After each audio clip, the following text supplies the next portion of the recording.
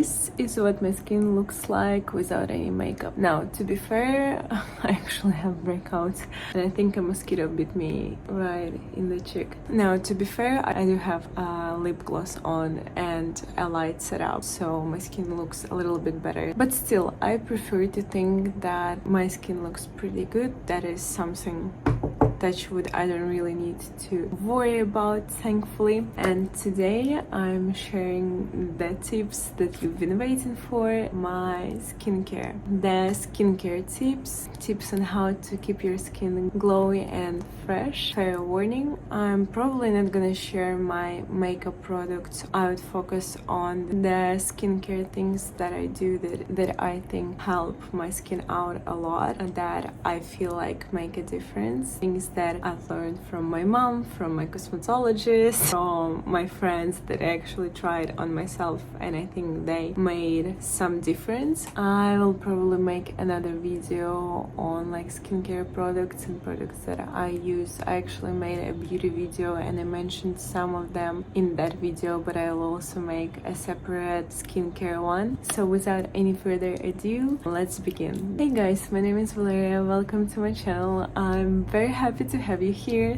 Thank you so much for joining, for tuning in to listen to me talk about self-development, self-improvement, anything to help you become your best self. And today we're talking beauty. I didn't do much of the beauty videos, but it had a long time coming. I've had a lot of requests about my skincare tips and I'm pulling up my laptop because that's where I have all my tips that I was thinking and writing about as I go through my day, and I'm like, oh, that is something that I want to mention, that is something that I want to note. I think there's like 20 things there, so let's begin. I'm gonna start off by saying that I have a pretty dry skin, especially when I stay in places like Bali. When I travel, I need to keep my skin super moisturized because it dries out like a Sahara desert. So the first thing that I want to mention is that you need to apply tips, you need to apply products that work for your skin type, and even better, I'd advise with a cosmetologist who would actually recommend things that work for your skin. So the first thing that I always do and the first thing that I focus on is that I make sure to avoid products that dry out my skin. When I was consulting with a cosmetologist, she mentioned that I don't need to use any skincare with like active acids or active ingredients for acne prone skin, because what they usually do is they dry out the acne. On the contrary, I need to use products free of harsh sulfates that just strip your skin of natural oils. Don't dry out your skin too much. Even if you have a problematic skin, it is better to use a spot treatment and it will make a huge difference rather than covering all your face in harsh products. I love to use salicylic acid. I said that I'm not gonna mention any products, but I stand by that product. I use it for spot breakouts or for pimples when I get those. I just put some on the Q-tip and I put it on my skin. Another advice, small tip, better to use Q-tips to apply products instead of your fingers because there are a lot of dirt, a lot of bacteria on your hand. The next step is wash your face properly. It's very obvious, but I feel like not a lot of people know about it because that is something that I realized only when I was like 20. So it is extremely important when you come back home to clean your face of all the dirt. I double cleanse my face usually. I start with oil-based cleanser to remove like all the sunscreen, all the makeup. Usually the cleansers that you use, they don't remove the makeup properly, especially sunscreen, because it stays in your face and it plugs your pores. So I start with oil cleanser and then I use a water-based cleanser. I just use a basic cleanser for dry skin, but once again, do not over cleanse. Over cleansing once again makes your face less hydrated, For example, when you wake up in the morning, there's probably not a big need for you to over cleanse your face because it's probably pretty clean.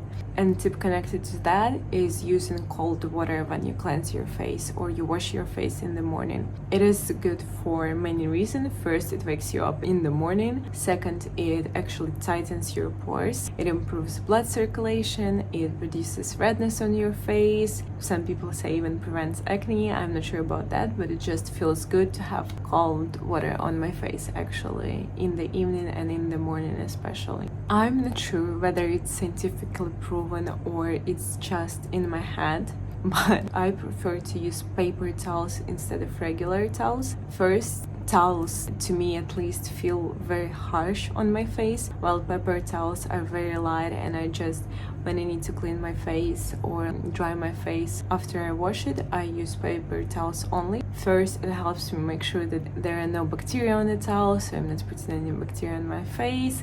It is very light comparing to regular towels. And moisture keeps a lot of bacteria, so when you use the same towel a lot of times and it stays wet and moist, it gathers a lot of bacteria, and then you're putting that bacteria on your face. I'm not sure whether it's scientifically proven or not.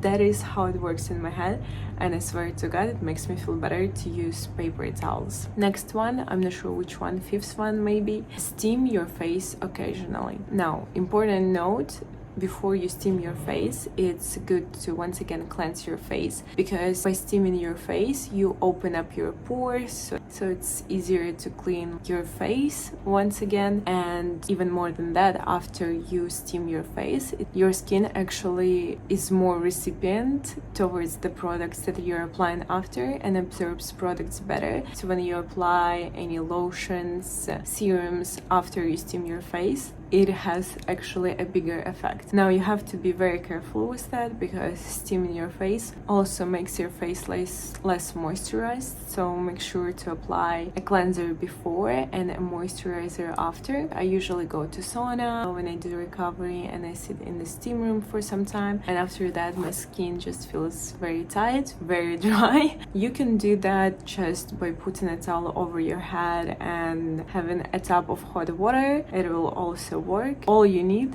is steam. Next tip, once again something that my cosmetologist told me, is avoiding over exfoliation. Exfoliating your face is good because it cleans your face, but I prefer to exfoliate only once or twice a week, because excessive exfoliation disrupts the skin barrier, and that actually might lead to irritation, breakouts, and once again your skin is not as moisturized. Vitamin C. Add vitamin C to your makeup routine. I said I'm not gonna advise any products, but that is something that I wanted to mention. Vitamin C is really good for your skin because it is clinically proven to reduce pigmentation. That is something that my cosmetologist told me, and I want to believe that she knows what she's talking about. It brightens the skin. It also helps you fight like the damage that is caused by sun and UV rays. So add vitamin C to your skincare routine. The same thing with retinol.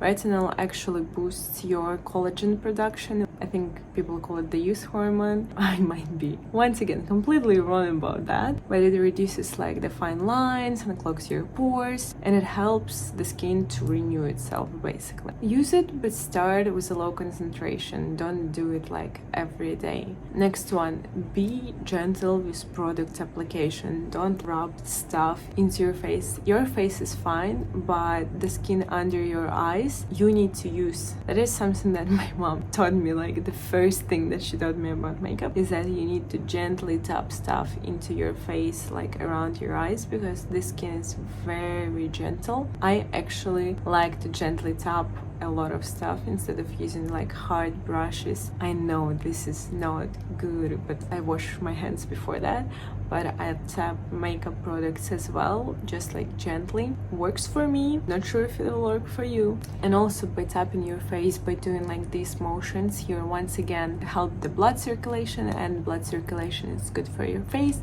And one thing that I didn't note but I want to mention is face massages. I massage my face every every day when I apply hyaluronic acid or like any serums. How it works, it's like a 10-minute massage. Basically, you can add any moist cream, like use very moist cream for that. It's just that your skin doesn't have to be dry. Secret massage technique. So how it works is that you start with your neck, and important thing about the massages is that you have to go up.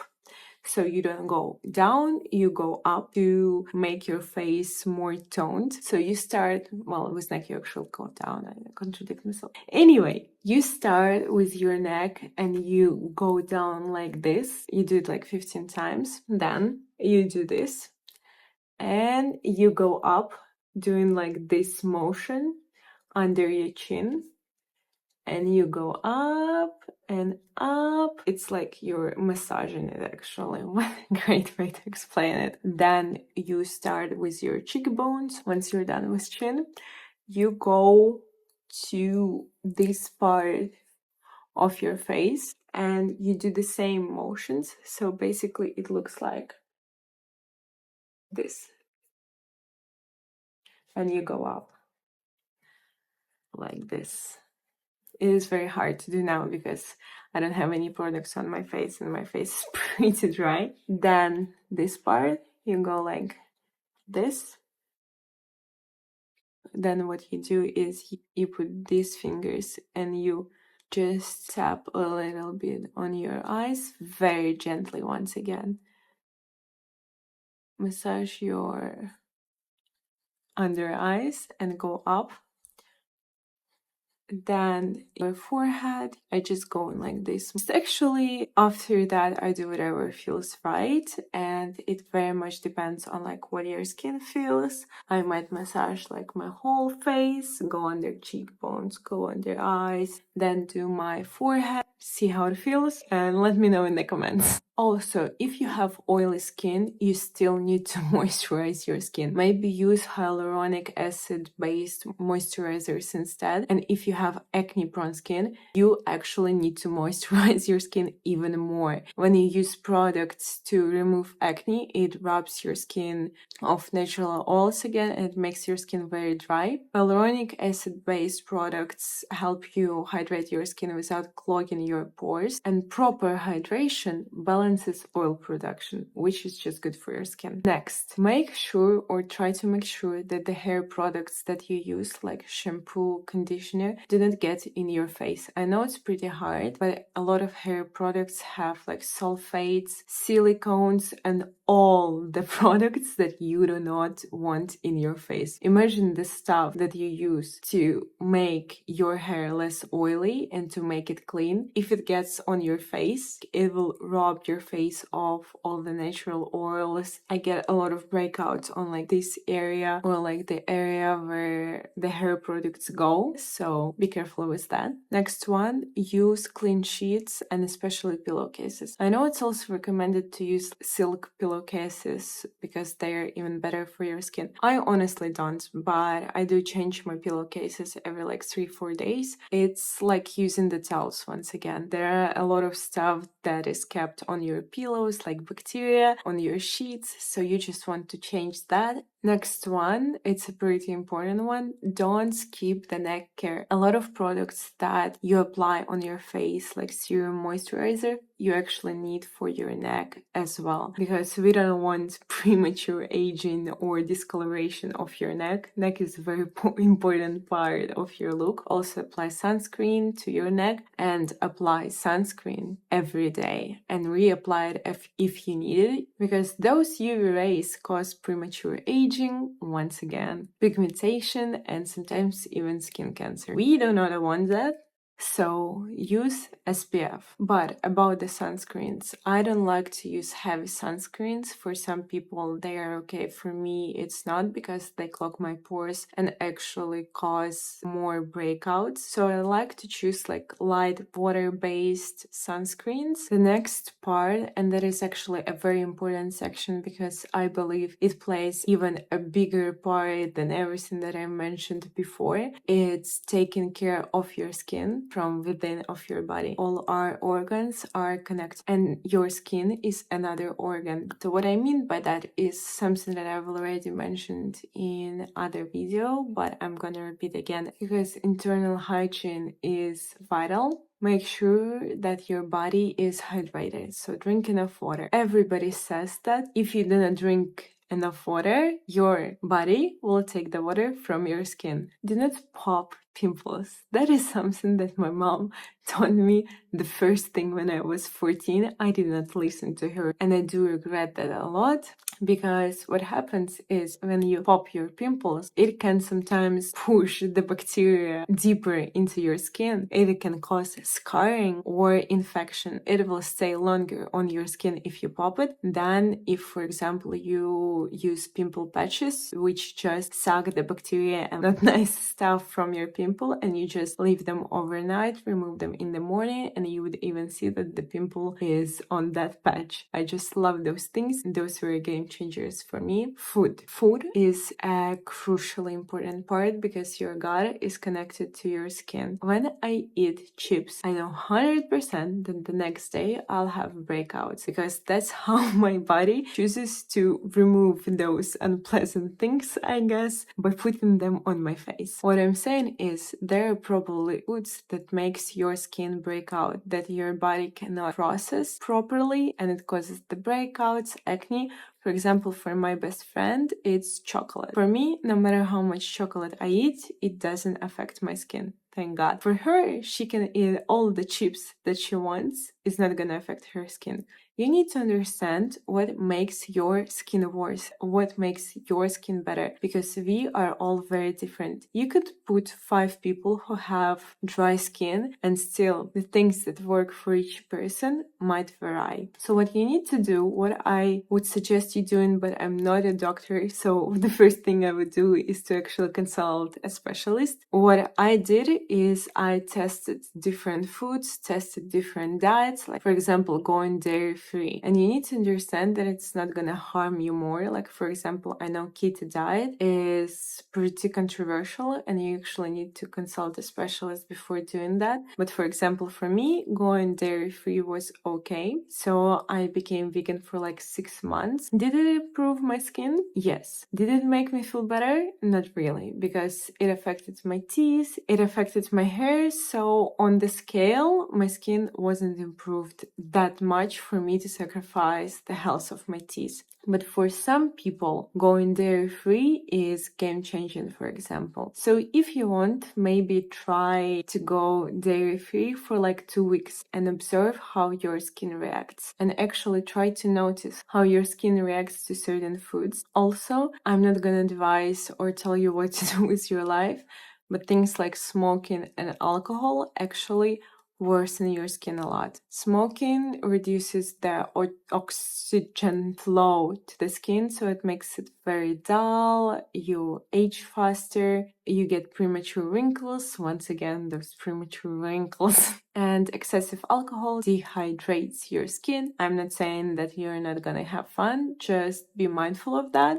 Understand that I'm not sure what happened to the rest of the video, but it wasn't recorded. So what I wanted to say is, if you're going out, if you're partying, you do you, but make sure that you're staying hydrated and that you're detoxing your body properly. And thank you so much for joining today. It's a pleasure to have you here. I hope you'll have a wonderful Christmas, holidays. This video is probably gonna come out after Christmas, so Merry Christmas, Happy Holidays, and I'll see you in the next one.